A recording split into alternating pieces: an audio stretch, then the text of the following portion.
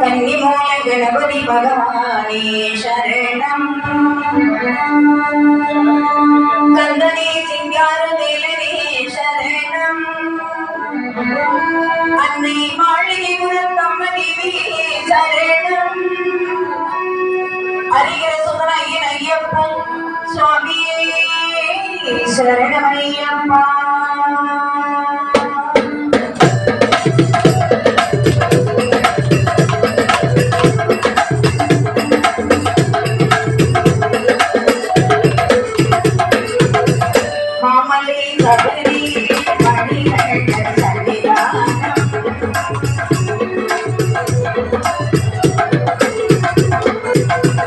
मामले सबरी मणिकंठ सन्निधान मामिलो भक्तकट्टु मणिकिलो सन्निधान कामगन कुडिवळ्ळु कुरेगे सन्निधान शबरन सन्निधि इंदनि सन्निधान मामले सबरी मणिकंठ सन्निधान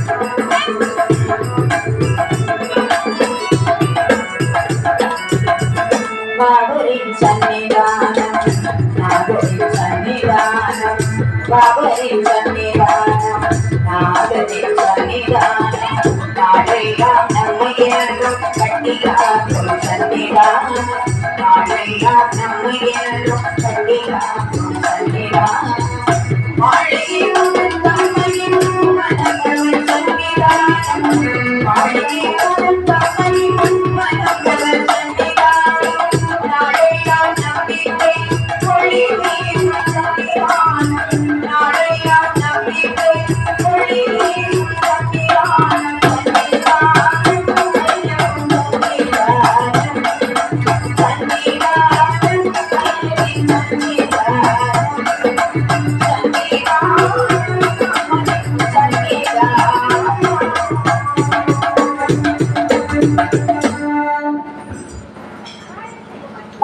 ஆண்டாளி எந்த நபிராமவல்லி அண்டவகிரிண்டமெல்லாம் பூந்தாளை மாடுளம்புமே நிறத்தாளை புதியடங்க காத்தாளை அங்கோஷா பூசாங்கு கரும்பு வெள்ளம் சிற்றுடுக்கும் குடம் சேர்த்தாளை குடியிருக்கின்ற ஸ்ரீதேவி கிருஷ்ணமாரியம்மன் பரிவார தேவார்களை துதிப்போர்க்கு இக்காலம்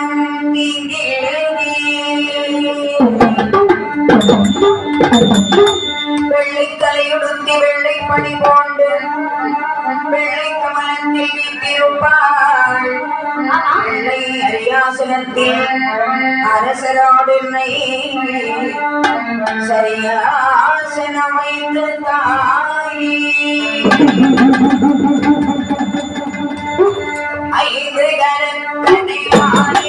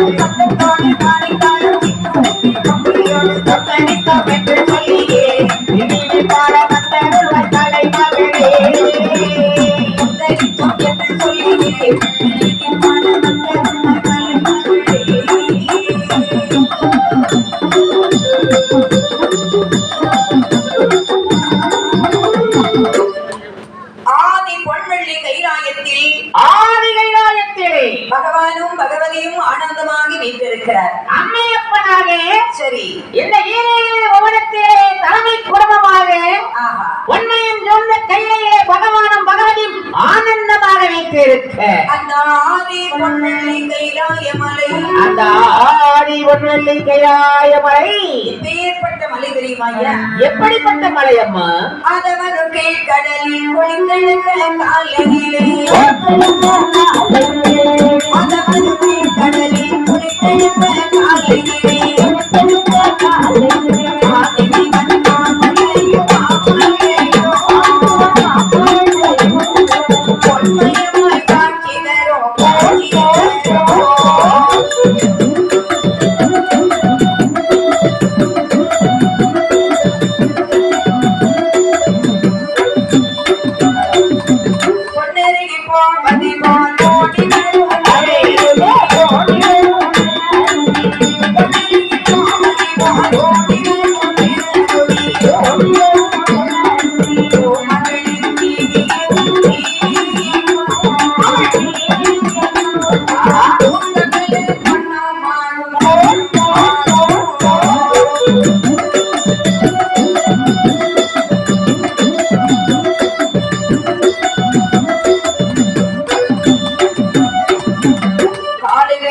அதிகாலை பொழுதிலே ஆதவருடைய செங்கதிர்கள் பட்டு அந்த சூரியனின் கதிர்கள் தானம் பட்டு மலை தங்கமயமாகவே காட்சியளிக்கிறது. வரக்கூடிய காலகட்டத்தில் அந்த உச்சி பொழுதிலே எப்படி காட்சியளித்ததா? எப்படி அம்மா காட்சி தருகிறது? பட்டப்படலே வேளையிலே பனிமலையில்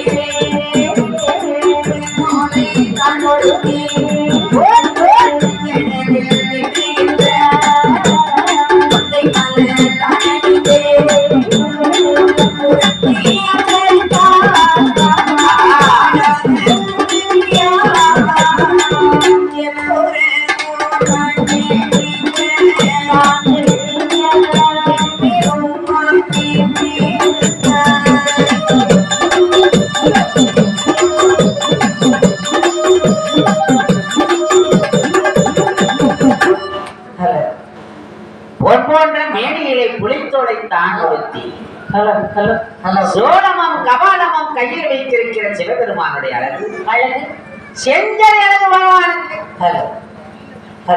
பகவானுக்கு செஞ்சல் அழகம்மா.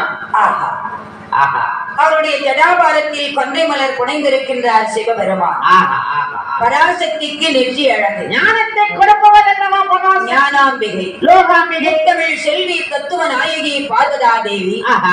சுவாமியுடைய வாமபாகத்தில் அம்மை உமையவள் உமா மகேஸ்வரி. சரி, இடப்பக்கத்திலே கொலுவைத்திருக்கிறார். ஆனந்தமாக வைத்திருக்க 33 தெய்வார்கள், 48,000 ரிஷிமார்கள், நாரதர், நந்தீஸ்வரன், கிண்ணரர், கெம்புருடன், சித்தர், மருத்துவர், யோகி அனைவரும் தேவாதி தேவா தெய்வ முதல்வா என்று போற்றி வணங்கி பாட பகவானும் சக்தியும் கள்ளம் கபடமற்ற வெள்ளி பனிமலையில் வீட்டிருக்கிறார். அம்மையப்பனாக ஆனந்தமாக வைத்திருக்க ஐயா, அம்மா 14 லோகத்திற்கும் படியெடுக்கக்கூடிய பகவான் யார் தெரியுமா? 14 லோகத்திற்கு மட்டுமா? கண்ணில் உள்ள தேருக்கும் கற்பை உள்ள உயிருக்கும் எனக்கும் உனக்கும் உட்கார்ந்துருக்கானே ஜூனியர் இவனுக்கும் எல்லோருக்கும் படியெடுப்பதற்கு கையிலான கலக்கத்து பகவான் காரணியம் பொங்கி சிவபெருமான் தான்.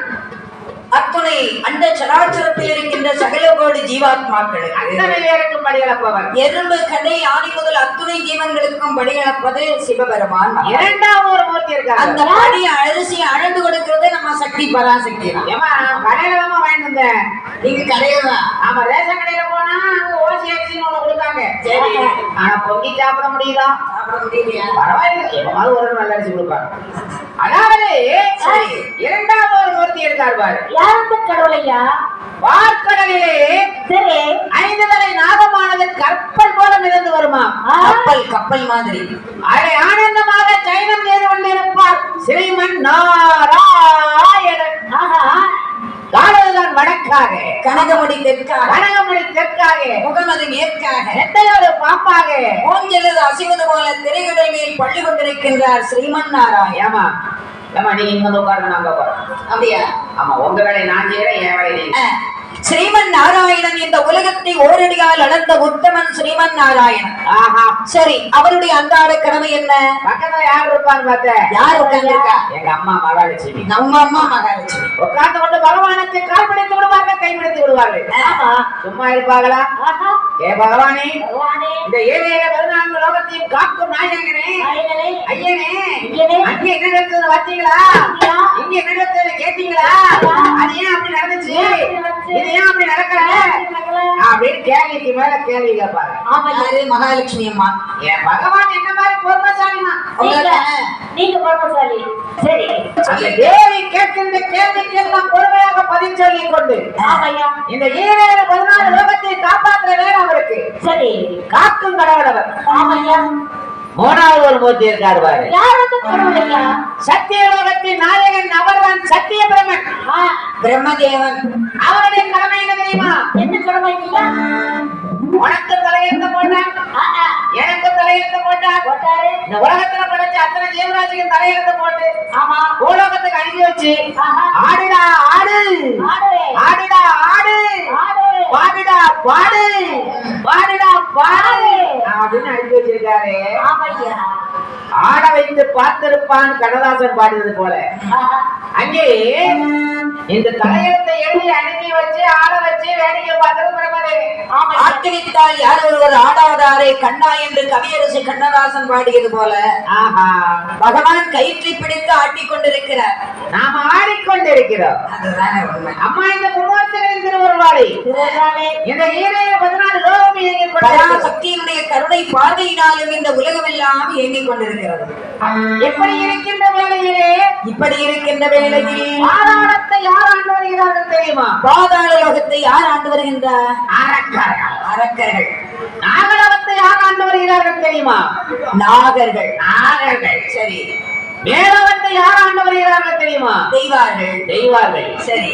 இந்த பூலோகத்துல எல்லா ஜீவாத்மாக்களும் இருக்கு. இந்த மனிதனோடு சேர்ந்து ஒரு கலவை. எல்லா ஜீவாத்மா, புலி, சிங்கம், கரடி, யானை, ஒட்டகை, செவிங்கி, என்னடா தம்பி, என்னென்ன மிருகங்களா இருக்குடா?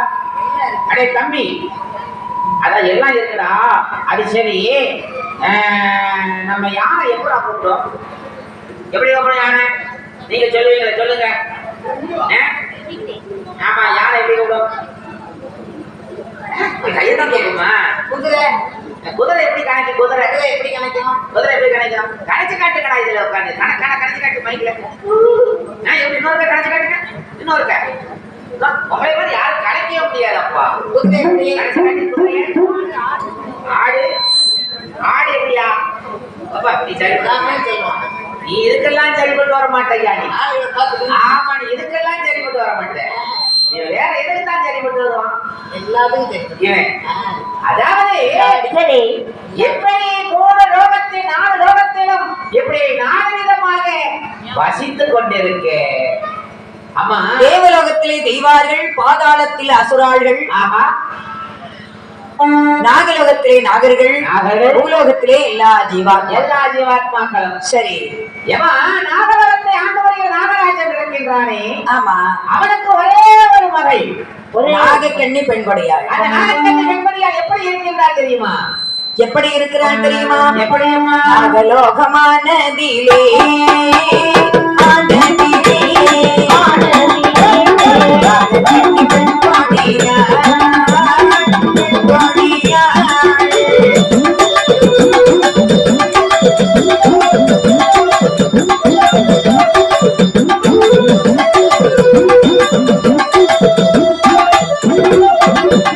பருவ கன்னிகையாக இருக்கிறாள். பருவ கன்னிகை என்றால் அவ்வளவு அழகு, அழகு அப்பேற்பட்ட அழகு. ஏமா ஒரு பொண்ணை பெற்றவனுக்கு தாமா தெரியும். ஆமையா, பருவ வயதை அடைந்து விட்டால் சரி, அவளை பாதுகாத்து ஒரு நல்லவன் கையை ஒப்படைக்கிற வரைக்கும் ஆமையா, அடிவைத்து நெருப்ப கட்டின மாதிரி ஆஹா, அந்த நாகராஜன் சரி, இந்த 14 லோகத்திலே ஒரு நல்ல ஆண்மகனை நல்ல மாப்பிள்ளை தேர்ந்தெடுத்து தேடி, சரி, நல்ல ஒரு மணமகனை தேர்ந்தெடுத்து ஆமையா, திருமணமும் படித்து வைத்தார். ஆஹா, எப்படி திருமணம் நடந்தது தெரியுமா? நாகராஜனுக்கும் நாகக்கண்ணிக்கும் சிறப்பாக திருமணம் நிகழ்வுற்றது. எப்படி தெரியுமா? மங்கையர்களாகி 2 பேர் வாழ்ந்து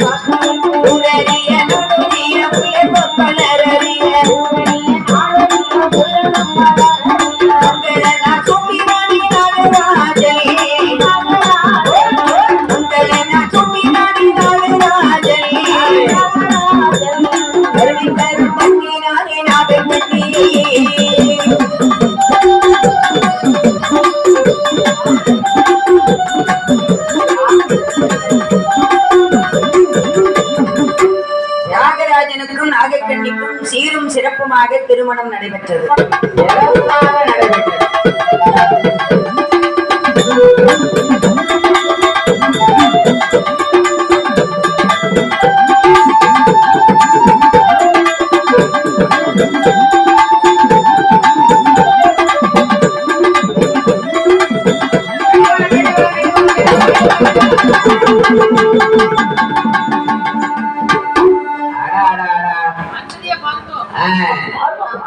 தெரியுதா? கண்ணுக்கு தெரியுதா? தெரியுது, நல்லா தெரியுது.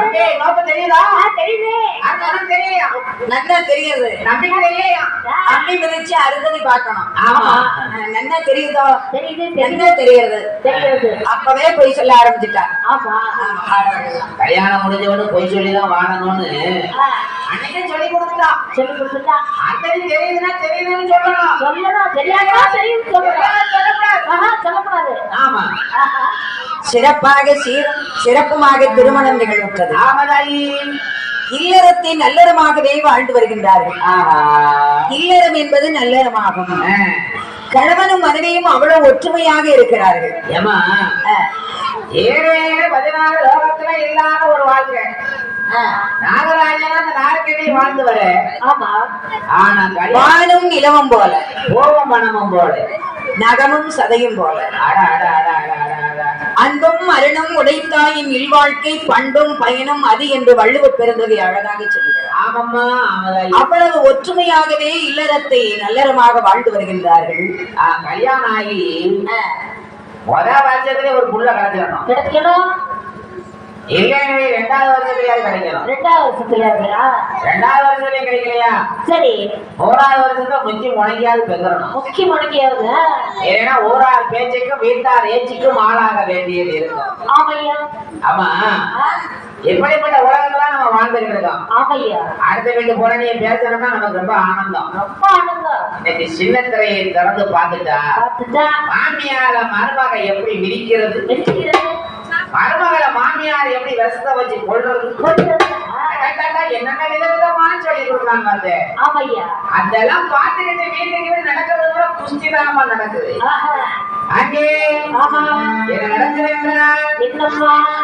நடக்குது கல்யாணமாகி 12 வருட காலம் ஆகியும் புத்திர பாக்கியம் இல்லை. இல்லை இல்லை இல்லை இல்லை இல்லை. கணவனை பார்த்து புலம்புறார். சுவாமி, 12 வருட காலம் எனக்கு தாலி கட்டினவரே, அதான் புருஷனை பார்த்து புலம்புறார். ஒரு பிரயோஜனம் இல்லையே, ஒரு புறமூச்சிக்கிற இல்லையே, நான் எங்க போவேன்? மன்னவரே மகராஜா மகிழமொழி ராஜபன்னா, மன்னவரே மணமோழா மகிழமொழி ராஜபன்னா, சொந்திருந்து என்ன பலன், சொந்திருந்து என்ன பலன், சுகமிருந்து என்ன பலன், பொன்னிருந்து என்ன பலன், பிள்ளை ஒன்று வேண்டாமோ.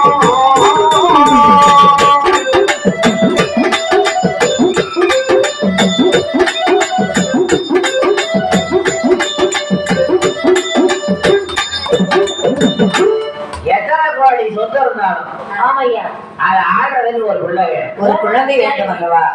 அதாவது சொத்து சேர்த்துட்டோம்னா ஒரு பிள்ளை இல்லைன்னு வை, அவ்வளவுதான், உசுருக்கே ஆபத்துதான். ஆமா, அந்த நாகக்கண்ணி என்ன நினைக்கின்றார்? என்ன நினைக்கின்றாள்? அவள் பார்வதியின் பக்தை. சரி, அழகமா பார்வதியை மனமுருக வேண்டுவார். என்னை பெற்றவளை என் தாயே, 14 லோகத்தின் நாயகியே, என் கவலை உனக்கு தெரியவில்லையா? என் கண்ணீரை நீ காணவில்லையா? எனக்கு என்றுமாய் உன்னுடைய கனிவான பார்வை கிடைக்கும் தாயே. அம்மா கிடைக்கும் பாரம்மா, என் தாயே, என்னை பெற்றவளே, என் மனமுருகை வேண்டும். ஒரு வெள்ளிக்கிழமை நடு சாம வேலை கைலாயத்தில் அமர்ந்திருந்த பார்வதியார் சரி என்ன செய்கிறார் தெரியுமா? என்ன நினைக்கின்றார்? ஆண்டவனாகிய சிவனை பார்த்து வாங்கி ஒரு கும்பிடு போட்டு காலில் விழுந்தார். ஏ பகவானே, சுவாமி, என் மக்கள் எவ்வளவு கவலைப்படுதா, நீராவது கொஞ்சம் கர்ணம் வரக்கூடாதா? நான் போய் என் பக்தைக்கு போய் நான் அருள் செய்ய போறேன், போயிட்டு வந்துடுவேன். இந்த விடை வாங்கி கொண்டேன். அந்த நாகக்கண்ணியை காண்பதற்காக எப்படி வருகின்றார் தெரியுமா? நாகலோகத்திற்கு எப்படி வாராங்கம்மா? எப்படி வருகின்றார் தெரியுமா? சிவப்பு நல்ல பட்டுவாடுமே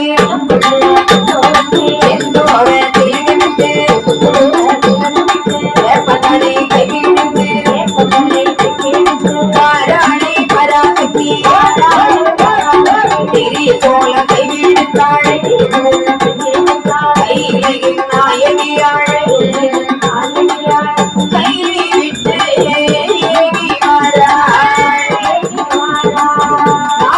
கட்டி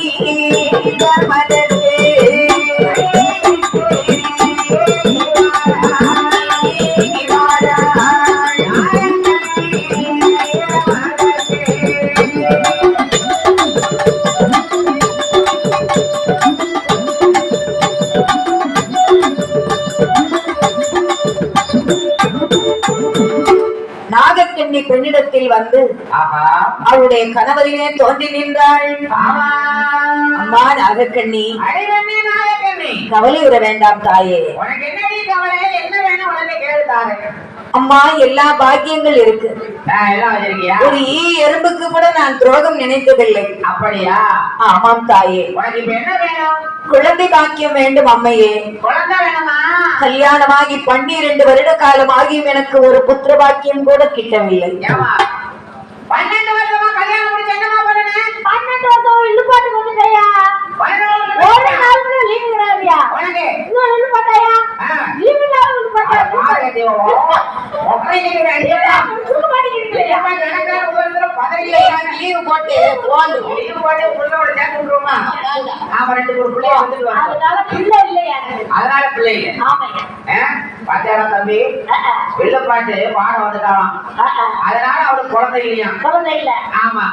சரி கவலைப்படாத. சாமி அடுத்த உடனே நீ இந்த கோயிலுக்கு வரப்போ 4 பிள்ளை பெற்றிருப்ப. அப்படியம்மா? ஆமா. சரிம்மா.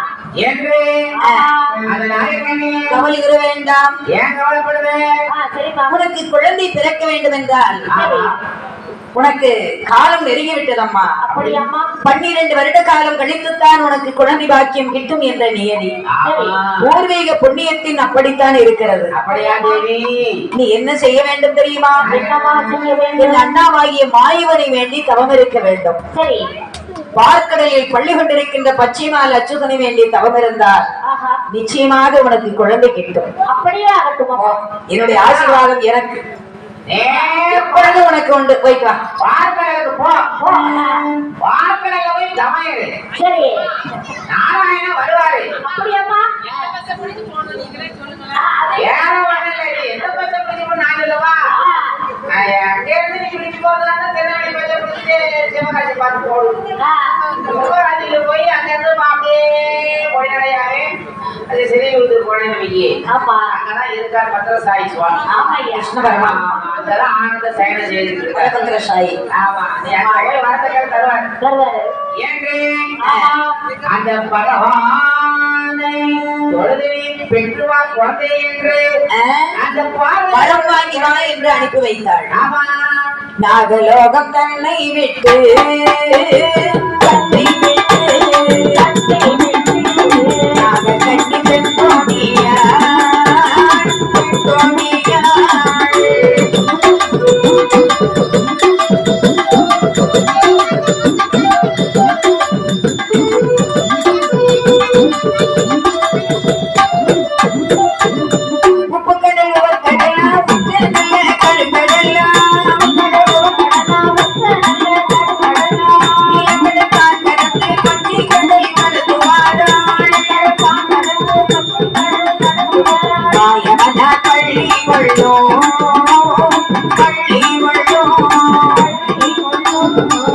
கடலுக்கு பாலா